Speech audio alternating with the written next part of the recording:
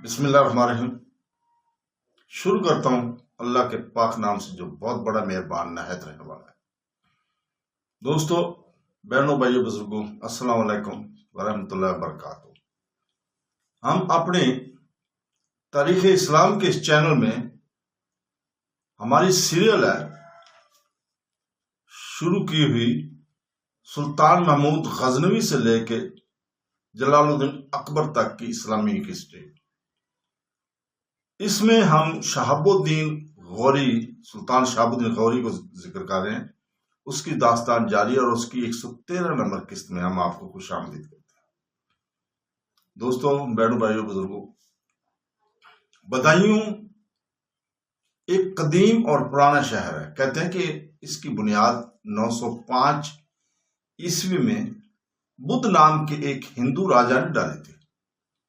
اس کے بعد سن 1030 میں بدایوں کو سلطان محمود غزنوی کے بھانجے مسعود سالار غازی نے فتح کیا تھا، اور اب 1197 میں قطب الدین ایبک اس شہر پر حملہ آور ہونے کے لیے پیش قدمی کر رہا تھا۔ اس کے بعد بھی یہ شہر مختلف حملہ آوروں کا نشانہ بنتا رہا۔ سن 1215 میں التمش نے تاج الدین یلدوز کو لاہور کے قریب شکست دی اور اسے گرفتار کر کے بدایوں بھیج دیا تھا۔ خلجیوں کے زمانے میں بدایوں ایک بہت بڑا عسکری مسکن قرار دے دیا گیا تھا۔ جلال الدین خلجی ایک جرار لشکر لے کر ملک چھجو کے بغاوت کو فروغ کرنے کے لیے بدایوں پہنچا تھا، اور اس کے بعد 1385 میں فیروز تغلق نے ارد گرد کے قبائل کی بغاوت کو فروغ کر کے کبور خان شیروانی کو بدایوں کا حاکم مقرر کیا تھا۔ بدایوں کو شہنشاہ اکبر کے دور میں صوبہ دہلی کے ایک سرکار بنا دیا گیا تھا، اور یہاں چاندی کے سکے ڈالنے کے لیے ایک دارالضرب قائم کیا گیا تھا۔ سن 1571 میں اس شہر میں ایک زبردست آتش زدگی ہوئی جس میں سارا شہر جل کر خاکستر ہو گیا تھا، اور شہر کی آبادی کی ایک بہت بڑی تعداد بھی جل کر ہلاک ہو گئی تھی۔ اس کے بعد شاہ جہاں نے بدایوں اور سنبل کو ملا کر ایک سرکار بنا دی اور اس کا نام کٹھیر رکھا، اور بریلی کو ان کا صدر مقام قرار دیا۔ مغلیہ سلطنت کے زوال کے بعد بدایوں پر روہیلیوں نے قبضہ کر لیا، اور 1778 میں یہ اودھ کے نوابوں کے قبضے میں آ گیا۔ اس کے بعد سن 1801 میں انگریز اس پر قابض ہو گئے۔ بہرحال قطب الدین ایبک اور ایبا اپنے لشکر کے ساتھ بڑی برق رفتاری کے ساتھ بدایوں کا رخ کر رہے تھے۔ یہ شہر دریائے اسود کے کنارے واقع ہے، اتر پردیش میں آتا ہے، اور دہلی سے لگ بھگ 27 میل جنوب مغرب میں واقع ہے۔ یہاں راجپوتوں نے ایک خاصا بڑا لشکر جمع کر رکھا تھا۔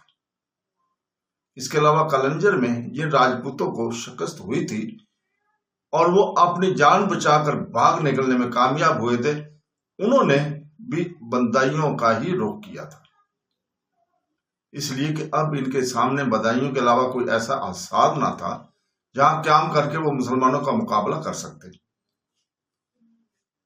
اس طرح ان کے بڑے بڑے ٹھکانوں، ان کی بڑی بڑی پناہ گاہ کو فتح کرتے ہوئے مسلمان ان پر قابض ہو چکے تھے، لہذا بدایوں میں جو راجپوتوں کا لشکر تھا وہ بدایوں کو اپنی آخری پناہ اور اپنا آخری حصار، اپنا آخری گڑھ جان کر قطب الدین ایبک اور ایبا کے خلاف پوری طاقت اور قوت سے مقابلہ کرتے ہوئے اپنی ماضی کی گزشتہ شکستوں اور ہزیمتوں کو ایک شاندار کامیابی میں تبدیل کرنے کا تہیہ کیے ہوئے تھے۔ بدایوں میں جو اس وقت راجپوتوں کا لشکر تھا، انہوں نے مسلمانوں کا مقابلہ کرنے کے لیے کلنجر والوں جیسا طریقہ کار نہیں اپنایا۔ اس کے علاوہ جو راجپوت اپنی جانیں بچا کر کلنجر سے بدایوں میں داخل ہوئے تھے، انہوں نے بھی مشورہ دیا تھا کہ شہر کے اندر محصور رہ کر ہرگز مسلمانوں کا مقابلہ نہ کیا جائے۔ ان کا یہ بھی کہنا تھا کہ اگر شہر کے اندر محصور رہ کر مقابلہ کیا گیا تو مسلمان 2 حربے استعمال کرتے ہیں، ہر صورت میں شہر کو فتح کر لیں گے۔ پہلا حربہ وہ یہ استعمال کر سکتے ہیں کہ کسی بھی موقع پر فصیل کے محافظوں کو کی لاپرواہی سے فائدہ اٹھاتے ہوئے وہ رسوں کی سیڑھیوں کے ذریعے شہر کے فصیل پر چڑھ سکتے ہیں۔ جب وہ ایسا کر لیتے ہیں تو پھر انہیں فصیل سے اتارنا مشکل نہیں، ناممکن ہو جاتا ہے۔ انہوں نے بدایوں میں جو لشکر تھا اسے یہ بھی مشورہ دیا کہ اگر اس طرح مسلمانوں کو فتح نہ کر سکے تو پھر وہ دوسرا طریقہ یہ استعمال کرتے ہیں کہ معاشرے میں شدت اختیار کرتے ہیں، اپنے پاس وافر مقدار میں سامان، رسد اور دوسرا ضرورت کا سامان وہ رکھتے ہیں، اور جس شہر کا محاصرہ کرتے ہیں اس کی ایسی ناکہ بندی کرتے ہیں کہ نہ کوئی اندر باہر جانے سے دیتے ہیں، نہ اندر سے باہر آنے دیتے ہیں۔ اس طرح شہر کے لوگ معاشرے سے تنگ آ کر خود ہی ہتھیار ڈالنے پر مجبور ہو جاتے ہیں۔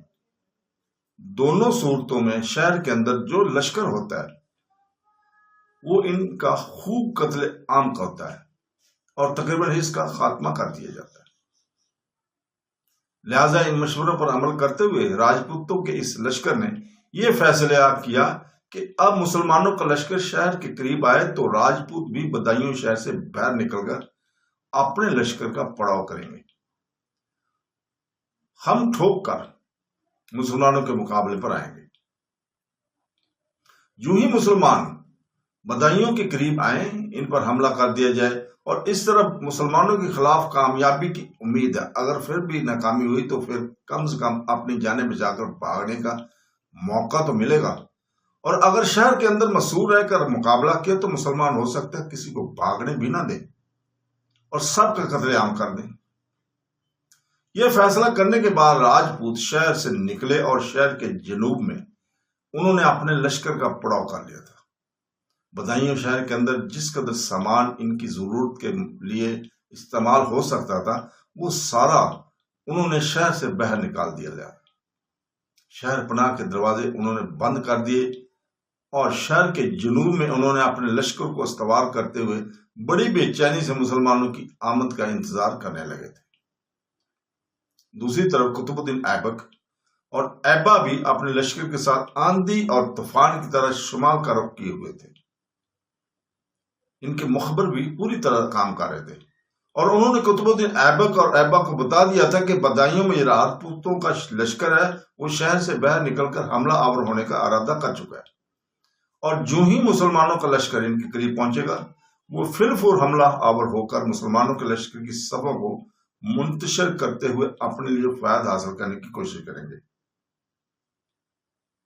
اس صورتحال کو سامنے رکھتے ہوئے قطب الدین ایبک اور ایبا نے اپنے دوسرے سالاروں کے ساتھ مل کر لشکر کی تقسیم کا کام بھی سر انجام دے دیا تھا، اور اس کے ساتھ ہی جس طرح وہ صف جنگ کے لیے استفاق اور درست کرتے تھے اسی طرح صفوں کو استوار کر کے وہ پیش قدمی کرنے لگے تھے۔ جو ہی مسلمانوں کا لشکر بدایوں شہر کے قریب آیا، راجپوتوں کا وہ لشکر زیست کی کاشانوں میں قہر بھرے اور درد انگیز جھکڑوں اور پریشان لمحوں کے فروغ میں قرار دل کو چھین لینے والی آوارہ وحشیوں کی طرح حرکت میں آیا۔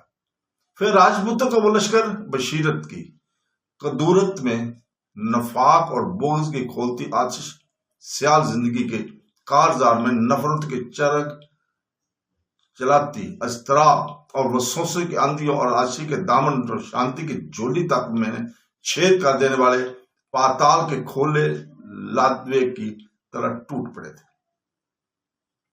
دوسری طرف قطب الدین ایبک اور ایبا بھی اپنے دوسرے سالاروں کے ساتھ اپنے لشکر کی صفیں بالکل درست اور استوار کر کے راجپوتوں کے سامنے آئے تھے۔ لہذا جوابی کارروائی کرتے ہوئے انہوں نے بھی اپنے اس انداز میں تکبیریں بلند کی جیسے وہ کرتے تھے، اور درد کی صدائیں، قرب کی آوازیں کرنوں کے ہجوم بن کر اٹھ کھڑی ہوئی تھی، اور پھر تکبیریں کی انہی تند تماچوں کے بیچ مسلمان قطب الدین ایبک اور ایبا کی سرکردگی میں ہر جدوجہد کو کورے چشم کرتے برق کے نادیدہ لپکوں اندھا کر دینے والی سلگتے صدا کی ریت اڑتی آندھیوں اور فضاؤں میں رقص کرتے اور زمین کے چھیتڑے اڑاتے طوفانوں کی طرح راجپوتوں پر حملہ آور ہو گئے تھے۔ ان کے نواح میں بدایوں کے نواح میں دونوں لشکروں کے ٹکرانے سے میدان جنگ کے اندر رقص کرتی موت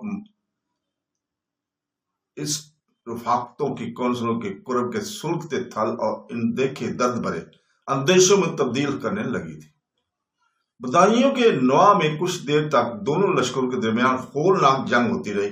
راجپوتوں نے اپنی طرف سے پوری کوشش کی، اس جنگ کو مسلمانوں کے خلاف آخری جنگ سمجھ کر لڑے اور ہر صورت میں مسلمانوں کو پسپا ہونے اور ہزیمت کرنے پر مجبور کریں، لیکن ان کا ہر جتن، ہر کوشش ناکام رہی۔ مسلمان لشکر برق رفتاری سے نہ رکنے والے جھکڑوں کی طرح ان کے ایک صف سے دوسری صف اور تیسری صف سے چوتھی صف کی طرف جست خیز کرتے ہوئے بڑھ رہے تھے، اور اس طرح راجپوت لشکر میں کمی آتی جا رہی تھی۔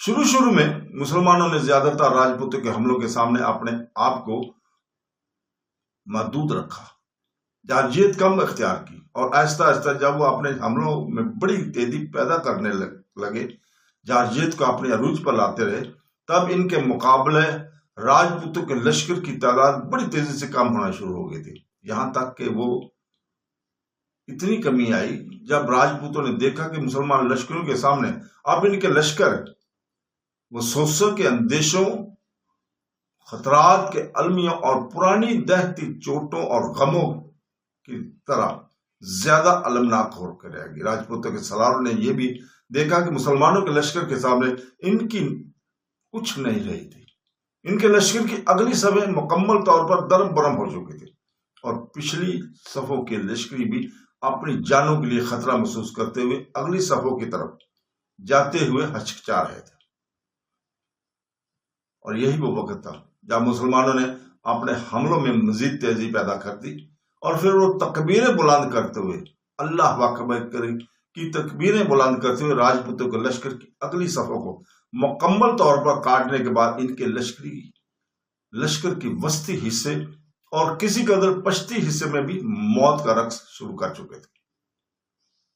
دوستو، تھوڑی دیر بعد جب جنگ جاری رہی، تب بدایوں کے نواح میں قطب الدین ایبک اور ایبا کے ہاتھوں راجپوتوں کو بدترین شکست کا سامنا کرنا پڑا، اور وہ اپنی جانیں بچانے کے لیے ادھر ادھر بھاگ کھڑے ہوئے۔ بدایوں کے نواح میں راجپوتوں کو شکست دینے کے بعد مسلمان کو دو بڑے فائدے ہوئے۔ اول یہ کہ راجپوتوں نے اپنے لشکر کے پیچھے جو پڑاؤ قائم کیا تھا، اس کے اندر انہوں نے ضرورت کی ہر شے رکھی تھی۔ ایک طرح سے انہوں نے بدایوں شہر سے اپنا سارا سامان باہر نکال لیا تھا، اور اب یہ مسلمانوں کے ہاتھ لگ گیا تھا۔ اور دوسرا بڑا فائدہ جو مسلمانوں کو پہنچا کہ جو ہی راجپوت شکست اٹھا کر بھاگے، بدایوں شہر کے لوگوں نے شہر پناہ کے دروازوں پر مسلمانوں پر کھول دیے۔ لوگ پہلے ہی خوش تھے کہ راجپوت شہر سے باہر نکل کر مسلمانوں کا مقابلہ کر رہے ہیں، اور اس طرح شہریوں پر کوئی افات نہیں آئے گی۔ شہریوں شہر پناہ کے دروازے کھولنے کے بعد ایک وفد قطب الدین ایبک کی خدمت میں بھیجا اور اپنے پورے تعاون اور فرمانبرداری اور اطاعت کا یقین دلا دیا۔ اس طرح بدایوں شہر کے نواح میں بڑی لڑی جانے والی جنگ میں راجپوت تو شکست اٹھا کر بھاگ گئے، اور بدایوں شہر پر مسلمانوں کا قبضہ ہو گیا۔ جنگ کے بعد جس وقت قطب الدین ایبک اور ایبا جنگ میں زخمی ہونے والے اپنے لشکروں کی دیکھ بھال اور ان کے علاج اور مہم پٹی کی نگرانی کر رہے تھے، عین اسی لمحہ ایک طرف سے بھاگتی ہوئی کمار دیوی آئی، ایبا کے پہلو میں آ کر رکی، تھوڑی دیر تک زید شکن انداز میں مسکراتے ہوئے ایبا کی طرف دیکھا۔ اس کی اس حالت کو دیکھتے ہوئے ایبا مسکرانے لگا تھا، لیکن ضبط کر گیا۔ کمار دیوی نے بھی شاید اس کے چہرے کے تاثرات کو دیکھ لیا تھا، لہذا خوشکن اور حلاوت بھرے انداز میں اسے مخاطب کر کہنے لگی، ایبا، میرے ذمے بھی کوئی کام لگائیں، مجھے جو بھی کام آپ سونپیں گے وہ کر کے مجھے خوشی ہوگی۔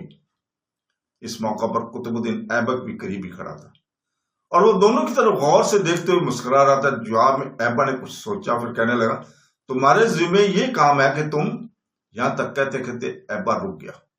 اس پر پہلے کی نسبت زیادہ پیار بھرے انداز میں کمار دیوی بول اٹھی، آپ رک کیوں گئے؟ آپ اپنی بات مکمل کریں، کیا آپ میرے لیے کچھ سخت بات کہنے لگے تھے؟ آپ کہہ دیں میں برا نہیں مانوں گی۔ ایبا نے غور سے کمار دیوی کی طرف دیکھا، پھر کہنے لگا کمار دیوی، میں تمہارے خلاف کچھ سخت الفاظ کہنے کا حق ہی نہیں رکھتا۔ میں تو یہ کہنے لگا تھا کہ تمہارے ذمہ یہ کام ہے کہ تم تو خیمے میں جا کر آرام کرو، لیکن چونکہ ابھی تک خیمے نصب ہی نہیں ہوئے لہذا میں نے اپنی بات مکمل کہی ہی نہیں اور رک گیا۔ ایبا کے ان الفاظ سے کمار دیوی خوش اور مطمئن تو ہو گئی تھی، پھر کہنے لگی دیکھو لشکر میں شامل عورتیں زخمیوں کی دیکھ بھال کر رہی ہیں، کچھ پانی پلا رہی ہیں، کچھ مرم پٹی کا سامان فراہم کر رہی ہیں، طبیبوں کی مدد کر رہی ہیں، مجھے بھی تو کچھ کرنا ہی چاہیے، تم بھی تو کرو، تمہیں کس نے منع کیا ہے، کس نے منع کیا ہے؟ ایبا نے اس کی طرف دیکھے بغیر کہہ دیا تھا۔ اس پر کمار دیوی پھر بول اٹھی، ان سب میں کوئی کسی لشکری کی ماں ہے، کسی کی بہن ہے، کسی کی بیوی ہے، اور اس پر وہ سب لگی ہوئی ہیں۔ اب اس لشکر میں آپ ہی میرا آدرش، آپ ہی میری منزل ہے اور آپ ہی میری حیات ہے۔ آپ اپنی زبان سے کیوں نہیں کہہ دیتے؟ خواہ مخواہ میں ہی کہہ دوں۔ ایبا نے بیگانگی کا اظہار کرتے ہوئے کہہ دیا تھا۔ جواب میں اس کے رویے کو محسوس کیے بغیر لبوں پر گہری مسکراہٹ بکھیرتی ہوئی دیوی پھر کہنے لگی، ایبا کچھ کام کچھ باتیں خواہ مخواہ ہی کہنی پڑتی ہیں اور خواہ مخواہ ہی کرنے پڑتے ہیں اور دیکھنی پڑتی ہیں۔ ایبا آپ مجھے کوئی کام سونپ دیں، اپنی زبان سے مجھے کچھ کہیں، ایسا کہنے سے آپ کی زبان دکھ تو نہیں جائے گی، میرا کام ہو جائے گا۔ ایبا نے غور سے اس موقع پر کمار دیوی کی طرف دیکھا، پھر کہنے لگا اچھا باقی عورتیں بھی لگی ہیں، تم بھی ان کے ساتھ جو کام کرنا چاہو کر دو۔ ایبا کے ان الفاظ پر کمار دیوی خوش ہو گئی تھی، پھر وہ کسی پرسکون اور طمانینت سے بھرپور غزال کی طرح جست اور خیز کرتی ہوئی دوسری عورتوں کے ساتھ کام میں لگی تھی۔ قطب الدین ایبک اور ایبا دونوں اپنے لشکر کی دیکھ بھال میں مصروف تھے کہ ایک چھوٹا سلار ان دونوں کے پاس آیا اور قطب الدین ایبک کو مخاطب کر کہنے لگا، امیر محترم، ہم نے ایک راجپوت سلار کو زندہ گرفتار کیا، اس نے نہر والا کے راجہ کی حمایت میں بھی ہمارے کلنجر کے نوا میں جو راجپوت سے ٹکرا ہوا اس میں بھی شامل تھا، وہاں سے بھاگ کر بدایوں آ گیا تھا اور یہاں بھی اس نے ہمارے خلاف جنگ لڑی۔ مزید یہ کہ کلنجر میں جو لشکر ہمارے سامنے آیا تھا اس لشکر کا وہ نائب سردار تھا اور یہاں آ کر اس نے راجپوتوں کے لشکر کی سلاری بھی کی تھی، نام اس کا روپ سنگھ ہے، میں نے اسے اپنے کچھ لشکریوں کی تحویل میں دیا ہے۔ وہ سلار جب خاموش ہوا تب خشک انداز میں اس کی طرف دیکھتے ہوئے قطب الدین ایبک کہنے لگا، اسے پکڑ کر یہیں لے آؤ۔ تھوڑی دیر بعد وہ سلار لوٹا، اس کے ساتھ کچھ مسلح جوان بھی تھے جو روپ سنگھ نام کے راجپوت کو اپنے ساتھ لے کر آئے تھے۔ قطب الدین ایبک اور ایبا تھوڑی دیر تک بڑے غور سے اسے دیکھتے رہے، پھر قطب الدین ایبک نے اسے مخاطب کیا، کیا تمہارا نام روپ سنگھ ہے؟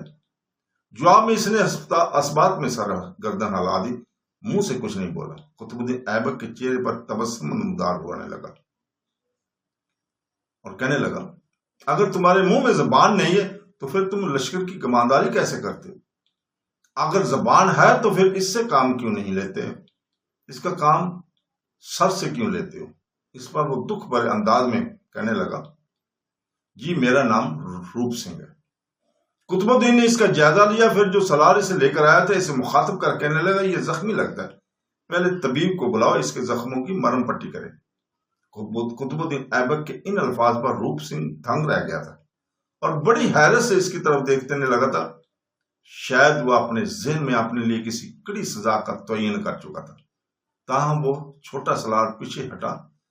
تھوڑی دیر تک وہ طبیب کو لے کر آیا، روپ سنگھ نے جہاں جہاں زخم دکھایا ہے وہاں طبیب نے مرہم پٹی لگا کر پٹیاں لگا دی تھی۔